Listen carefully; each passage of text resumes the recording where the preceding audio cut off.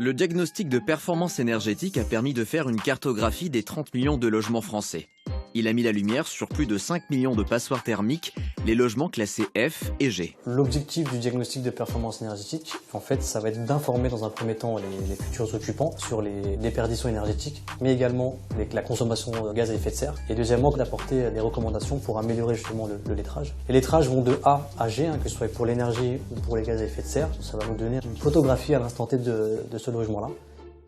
Tout diagnostic de performance énergétique commence principalement par l'extérieur. On va essayer de voir aussi le logement dans son environnement. C'est-à-dire que là, on voit par exemple que la maison est totalement isolée, on n'a pas de mitoyenneté, donc l'ensemble du bien est déperditif.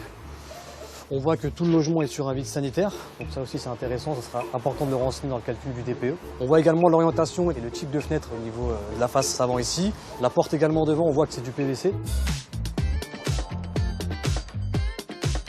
Là on voit très bien avec l'épaisseur du mur, on sait déjà, vu l'année aussi, de 84, on a 5 cm de béton, donc du béton banché préfabriqué en usine, et avec un isolant et un doublage. Cette donnée-là, on va la renseigner sur le logiciel, avec les différentes codes qu'on a prises, et elle va déterminer une déperdition au niveau de ce mur-là. Et on va faire ça sur l'ensemble des postes du bien, donc ça va être les murs, le plancher, la toiture, les fenêtres et les portes. Ensuite, on va renseigner le système de chauffage, donc là on a un système de chauffage électrique, l'eau chaude sanitaire et les ventilations.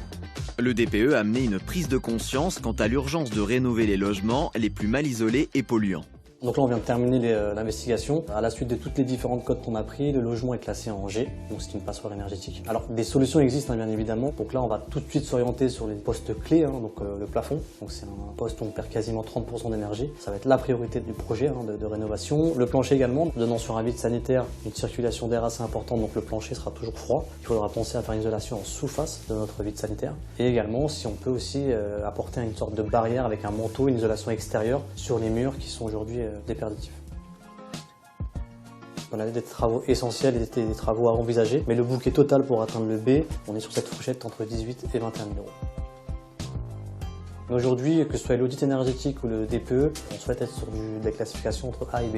À partir d'avril 2023, les logements les plus mal classés devront être accompagnés d'un audit énergétique avant signature chez le notaire. Le DPE, qui coûte entre 100 et 250 euros, est un outil qui pèse dans la prise de décision d'un achat immobilier pour les acquéreurs, mais aussi pour les banques lors du financement.